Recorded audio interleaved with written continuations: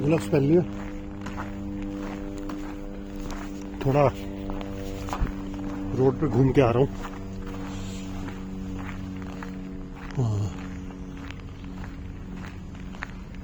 ज़्यादा तो रास्ता भटकने का और मौसम खराब होने का हमेशा ही डाउट रहता है, तो बेटर है कि सिंपल रोड पे रहूं और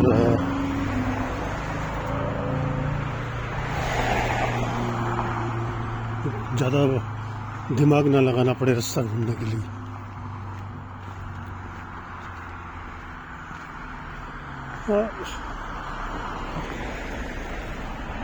गाड़ियाँ यहाँ पर सारे ब्रांड हैं, कोरियन भी है, जापानीज भी हैं और अमेरिकन भी हैं। अमेरिकन ब्रांड्स काफ़ी हैं, लेकिन जापानीज ब्रांड ऑलमोस्ट लीड ही करते हैं। और फिर हुंडई भी है कंपटीशन में, किया भी दिखती है। मे भी 30% मार्केट अमेरिकन ब्रांड्स की है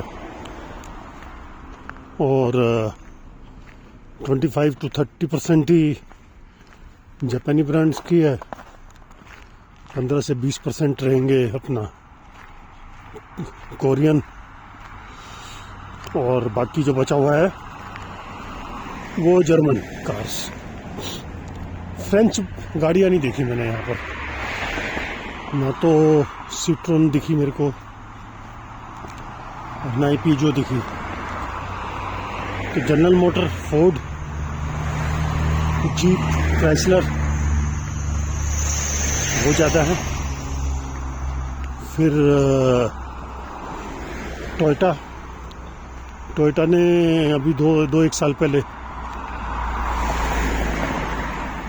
सुबारू को टेक ओवर किया था। सुबारू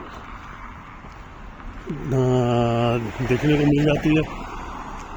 हुंडई के ऑलमोस्ट सारे मॉडल जो इंडिया में भी पॉपुलर हैं, i10 को छोड़ के, i10, i20, I think i tends for India. बाकी even Creta I haven't seen. Santa Fe देखने को मिलती थी यहाँ पर, टुक्सन भी देखने को मिली, और ये जो अभी नए मॉडल वेन्यू वो भी यहाँ देखने को मिली। मेरे को तो सुबारू बहुत अच्छी लगती है। तंजानिया में सुबारू मैंने चलाई भी थी। होंडा भी है जापान की, होंडा सिविक काफ़ी पॉपुलर है यहाँ पर। निसान जापान की है, वो भी दिखती है। मतलब मेजर मार्केट शेयर तो इसी का ही है, क्या टोयोटा का। और उनका प्लांट भी है लेक्सस का यहाँ पर कनाडा के अंदर। यूएस में भी है, कनाडा में भी है।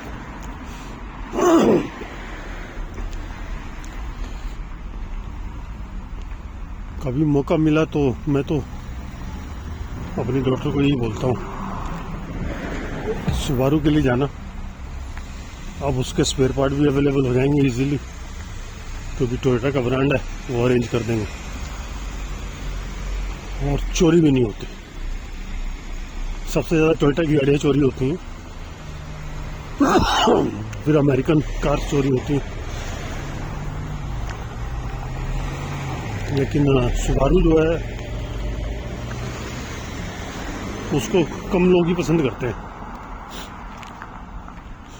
सुबारू रैली कार है, बॉक्सर इंजन है उसके अंदर, लेटरल 4 सिलेंडर, 2.2 लीटर में भी है, 2.5 लीटर में, 1.8 में भी है। तो मेरा पसंदीदा मॉडल जो था है इसका सुबारू का लेगेसी, वो यहाँ आती नहीं।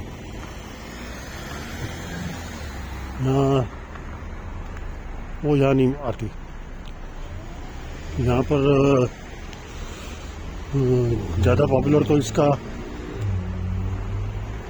ऑल व्हील ड्राइव में सुबारू इम्प्रेजा सलून में और हैचबैक में, और फोस्टर एक और सुबारू का मॉडल यहाँ पर पॉपुलर है।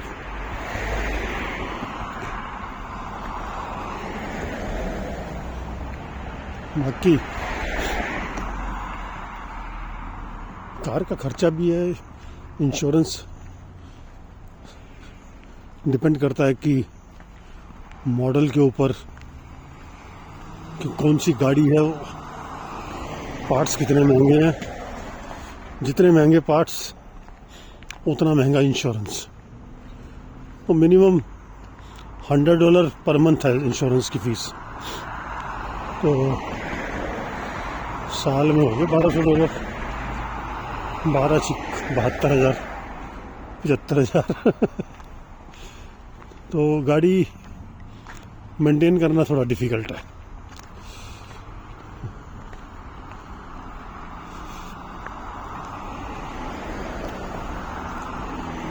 बाकी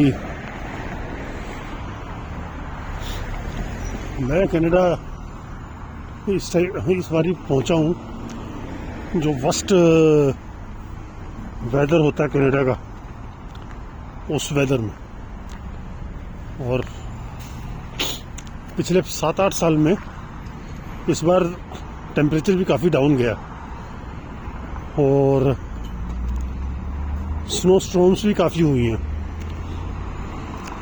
अब ये एक्सपेक्टेड है कि वही 1-2 दिन से टेम्परेचर थोड़ा बढ़ जाएगा, 0 के आसपास रहेगा। आज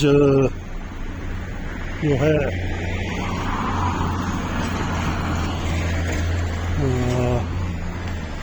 लास्ट लोएस्ट टेम्परेचर दिखाया है आज का।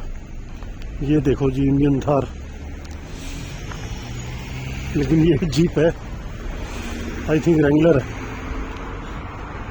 इसमें 3 डोर भी है, 4 डोर भी है, अपने इंडिया वाली थार है, कोई फ़र्क नहीं है। बिल्कुल बॉक्स तो सेम ही, ऑलमोस्ट डिज़ाइन सिमिलर सिंबल है। हाँ, थोड़ा विड्थ जो है वो डिफरेंट है, ये थोड़ी वाइडर है, हमारे वाली थोड़ी कॉम्पैक्ट है। और वो जो बनी भी इसी कंपनी के बेस के ऊपर है, जब से महिंद्रा ने जीप बनानी शुरू की थी वो बिलोंग्स इन्हीं को करती थी।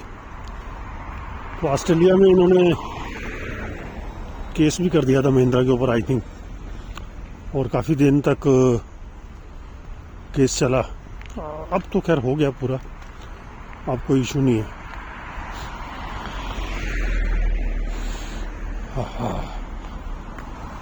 वेदर पहले से बेटर है, लेकिन अपने लिए फिर भी ये एक्सट्रीम कोल्ड ही है। इंडिया में तो ऐसा दिखता नहीं है। स्नो अभी है, दोनों तरफ दिख ही रही है, लेफ्ट में भी राइट में भी, सामने वाले घरों में भी दिख रही है।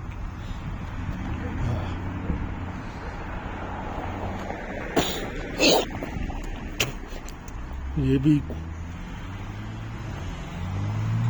एक एक्सपीरियंस रहा है। बाकी लाइफ लॉन्ग तो चला, हम लोग अफ्रीका में ही ज़्यादा मूव किया हूँ, तो उसमें मैंने जो बड़ा आइडियल टेम्परेचर रहता है अफ्रीका के अंदर, मैं मिनिमम 18-19 डिग्री और max 30 degree most of the country. और लैंडलॉक में थोड़ा सा हॉट हो जाता है, जैसे बुर्किना फासो है, सम पार्ट ऑफ नाइजीरिया है, हाँ 48-49 टच कर जाता है कभी कभी, अदरवाइज तो वेरी टेम्परेचर काफ़ी सपोर्टिव होता है अफ्रीका में।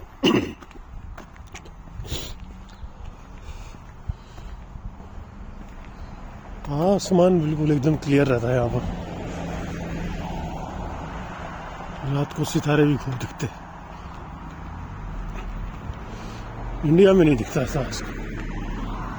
AQI जो है मैंने 3 महीने में 50 से ऊपर नहीं देखा, 50 एंड बिलो 50 ही रहा। ठंड है भाई, हाथ हो गया सुन। तो देखते हैं कितनी देर और रजिस्ट कर सकता हूँ, उसके बाद तो मैं अंदर ही पहुंच जाऊंगा।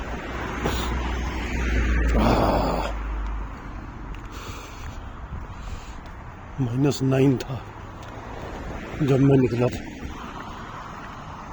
धीरे धीरे ड्रॉप होगा, लेकिन आज -12 से नीचे जाएगा नहीं।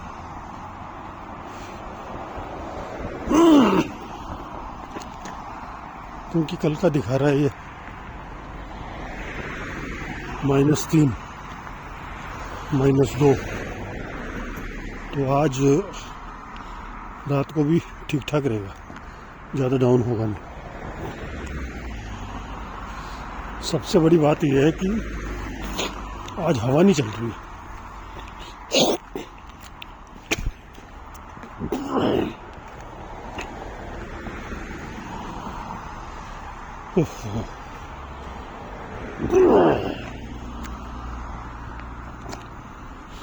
वो सामने पहाड़ है और पहाड़ों के ऊपर बर्फ दिख रही है, नीचे भी है, पहाड़ के ऊपर तो होगी।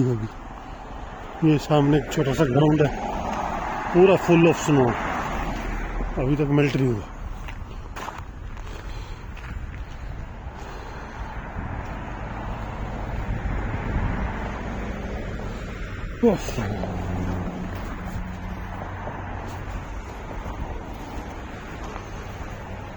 अब मैं मर गया हूँ, थोड़ा डाउट है शायद, देखते हैं।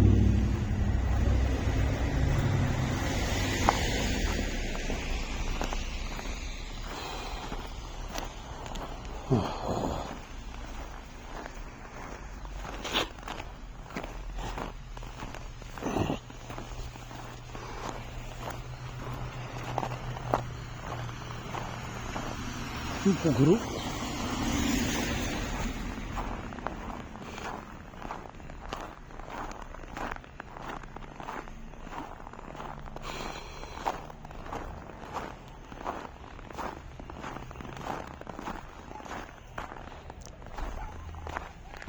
पहले मुड़ गया क्या?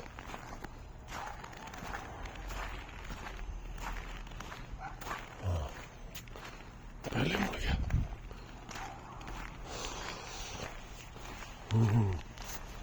इसी गली में मुड़ा था, पहले भी गलती हो गई थी।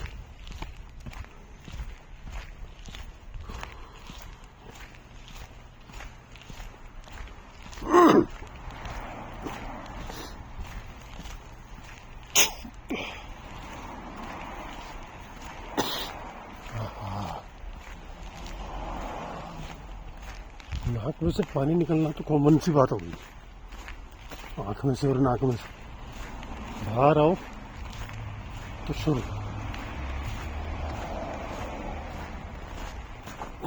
लेकिन इतना भी निकल पा रहा हूँ बहुत है, अदरवाइज मैं सोच के आया था कि घर से निकलेंगे, गाड़ी में बैठूंगा, गाड़ी से उधर के मार्केट में, और मार्केट में तो अंदर कंट्रोल टेम्परेचर रहता है और घर के अंदर कंट्रोल है, गाड़ी में हीटर चल रहे हैं।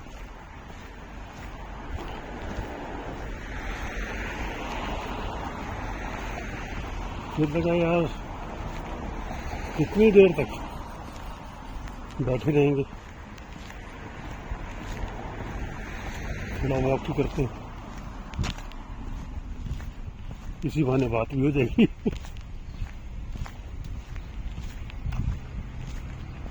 हाँ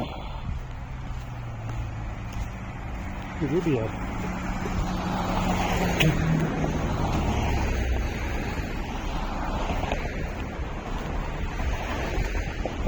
मैं तो youngster can come down and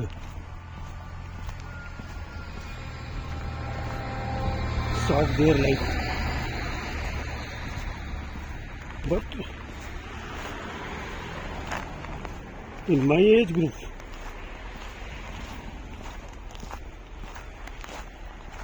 coming and settling down मेरे को नहीं लगा कि एडवाइजेबल है।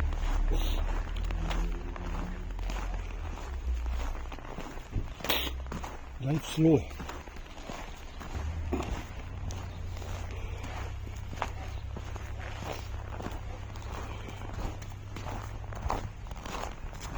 Very slow.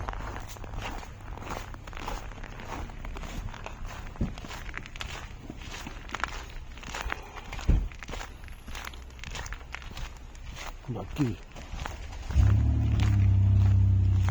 लोग रहते ही हैं।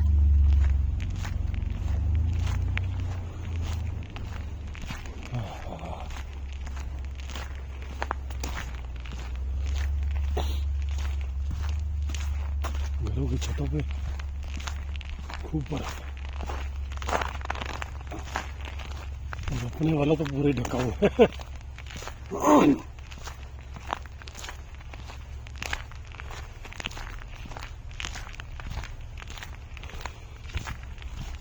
अपने वाला जो है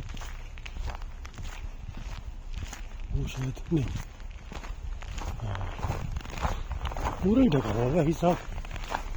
थोड़ा सा ऊपर से जो है वो मेल्ट हुई है।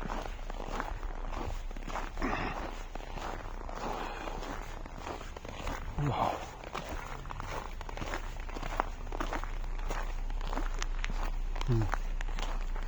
अब ना पड़ोसी स्कीइंग करने गया था,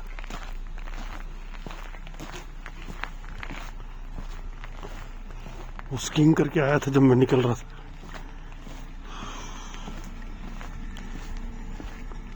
वाह, चलो जी पहुंच गए।